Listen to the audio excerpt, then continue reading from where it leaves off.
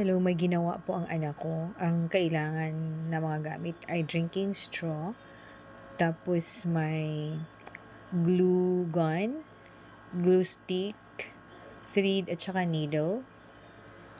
Kailangan ng pad, paper pad, at saka plancha or iron. Kasi project ito ng kanilang school, recycled materials na project. At yan po ang ginawa. Tapos yan, paplansyahin yan para po medyo matunaw yung straw at magdikit-dikit po sila.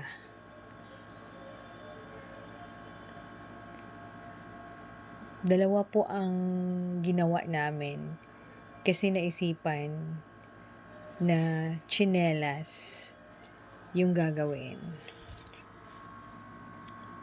para maiba naman. Kasi karamihan daw sa mga classmates niya, ang isinubmit ay mga flower vase, tapos may pencil case made up of yung drinking mineral water na bottle. So, naisipan namin na ito ang gagawin para unique siya. Maiba. Tapos yan. Kasi yung hindi kasi nagdikit-dikit, hindi kasi dumikit yung ibang part ng straw. So, ginawa ay nilagyan ng glue. Tapos, yan po.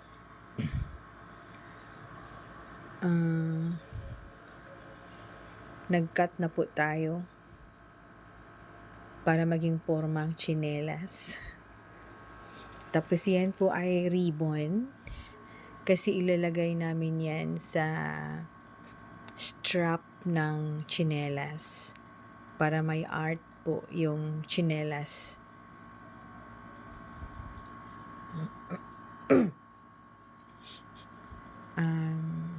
Yan lang po ang naisipan namin. At guguntingin yung mga dulo ng straw para magpurmang parang yan. Tapos guguntingin yan.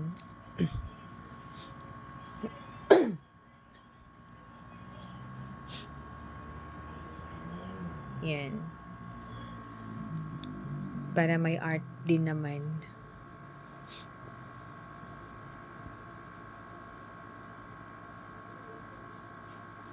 Yan yung pangalawa. Kasi pares.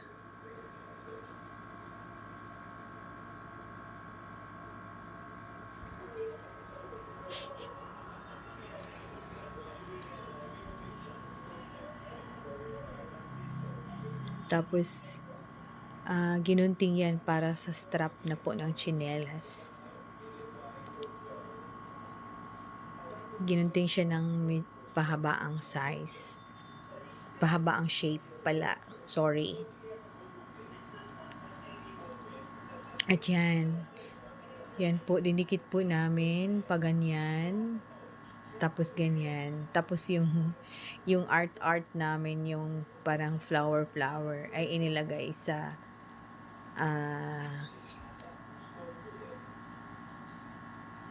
ibabaw ng strap. Yan po. Yan.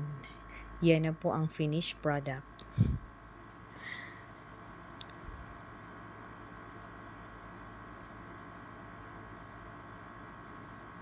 At yan po ang may-ari ng project.